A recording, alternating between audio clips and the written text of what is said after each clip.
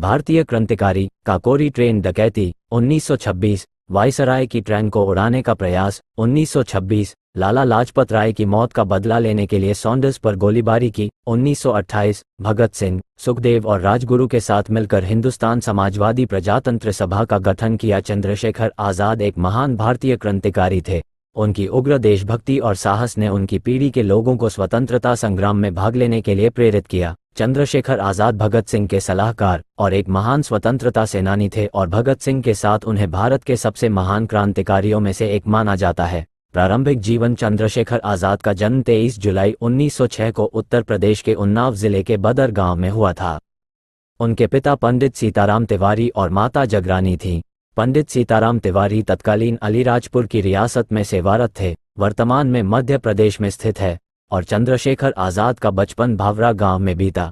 उनकी माता जगरानी देवी की जिद के कारण चंद्रशेखर आज़ाद को काशी विद्यापीठ में संस्कृत अध्ययन हेतु बनारस जाना पड़ा। क्रांतिकारी जीवन चंद्रशेखर आज़ाद 1919 में अमृतसर में हुए जलियांवाला बाग हत्याकांड से बहुत आहत और परेशान हुए। सन 1921 में जब महात्मा गांधी ने असहयोग आंदोलन की शुरुआत की तब चंद्रशेखर आज़ाद ने इस क्रांतिकारी गतिविधि में सक्रिय रूप से भाग लिया। उन्हें 15 साल की उम्र में ही पहली सजा मिली। चंद्रशेखर आज़ाद को क्रांतिकारी गतिविधियों में भाग लेने के लिए पकड़ा गया। जब मजिस्ट्रेट ने उनसे उनका नाम पूछा तो उन्होंने अपना नाम आज़ाद बताया। चंद्रशेखर आज़ाद को 15 कोड़ों की सजा सुनाई गई। चाबुक के हर एक प्रहार पर युवा चंद्रशेखर भारत माता की जय चिल्लाते थे। तब से चंद्रशेखर को आज़ाद की उपाधि प्राप्त हुई और वह आज़ाद के नाम से विख्यात हो गए। स्वतंत्रता आंदोलन में कार्यरत चंद्रशेखर आज़ाद ने कसम खाई थी कि वह ब्रिटिश सरकार के हाथों कभी भी गिरफ्तार नहीं होंगे और आज़ादी की मौत मरेंगे। असहयोग आंदोलन के स्थगित होने के बाद चंद्रशेखर आज़ाद और अधिक आक्रामक और क्रांतिकारी आदर्शों की ओर आकर्षित हुए। उन्होंने किसी भी कीमत पर देश को आज़ादी दिलाने के लिए खुद को प्रतिबद्ध किया। चंद्रशेखर आज़ाद ने अपने सहयोगियों के साथ मिलकर ऐसे ब्रिटिश अधिकारियों को निशाना बनाया जो सामान्य लोगों और स्वतंत्रता सेनानियों के विरुद्ध दमनकारी नीतियों के लिए जाने जाते थे।